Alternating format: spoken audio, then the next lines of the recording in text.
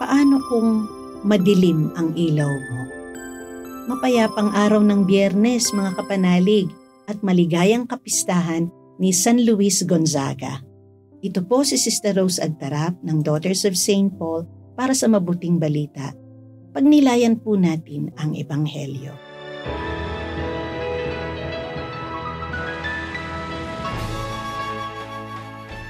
Sinabi ni Jesus sa kanyang mga alagad, "Huwag dito sa lupa kayong mag-ipon ng inyong mga iniipon, sapagkat dito'y masisira ang mga iyon ng mga kulisap at kalawang, at mananakaw ng magnanakaw. Sa piling ng Diyos kayo mag-ipon ng inyong iniipon. Wala nga roong kulisap o kalawang nasisira, at walang magnanakaw. Malaman mo sana na kung nasaan ang iyong kayamanan, naroon din ang iyong puso. Ang iyong mata ang lampara ng iyong katawan. Kung malinaw ang iyong mata, nasa liwanag ang buo mong katawan.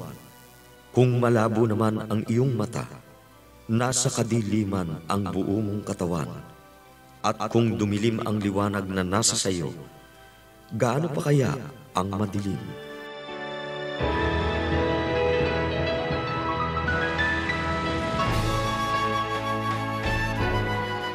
Kapanalig, kung walang paningin, ano ang magsisilbing lampara ng ating katawan?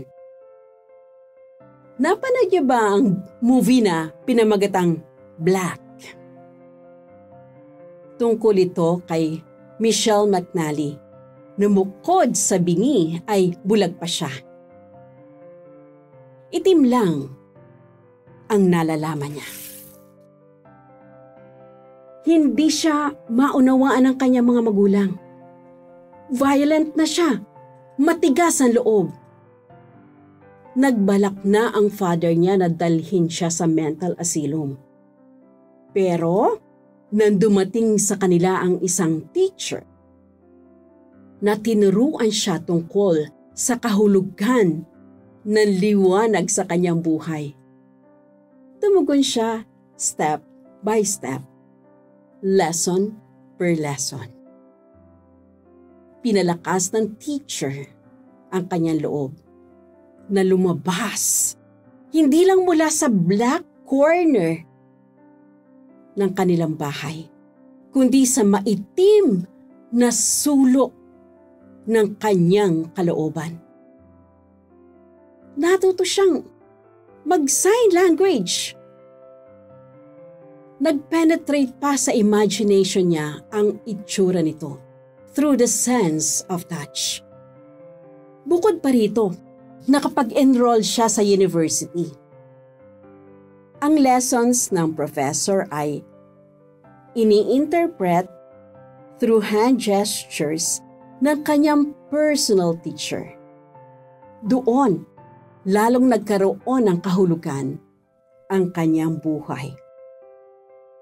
Nang mag-graduation speech siya, proud niyang sinabi na, "Black is the color of achievement, of knowledge, of graduation." Kung naging posible dahil sa teacher ang makakita ng liwanag ng isang bulag, pipi at bingi, mas higit pa ang bukal na liwanag sa mga umaandap-andap na ang paningin sa sarili at relihiyon. Huwag mabahala. Si Jesus, Maestro, ang kabanal-banala nating teacher. He will open our eyes of faith. Tutulungan din tayo ni San Pablo. Hindi nga ba't minarapat ng ating Jesus Maestro na pawiin muna ang kanyang paningin matapos ang kanilang holy encounter? Si St. Paul ang aakay at gagabay sa atin sa ating buhay pananampalataya. Mga kapanalig, support our Paulines mission. Subscribe, like, and follow Paulines on our social media accounts. Donate through our donations channels to help us continue our ministry. Ipadala po ninyo ang inyong mga intensyon at kahilingan at makakaasa kayo na isinasama namin kayo lagi sa aming panalangin araw-araw. Ito pong muli si Sister Rose ng Daughters of St. Paul na nagpapaalala ng bilin ni San Pablo. Magalak kayong lagi sa Panginoon. Ipadama ninyo sa lahat ang inyong kabutihang loob.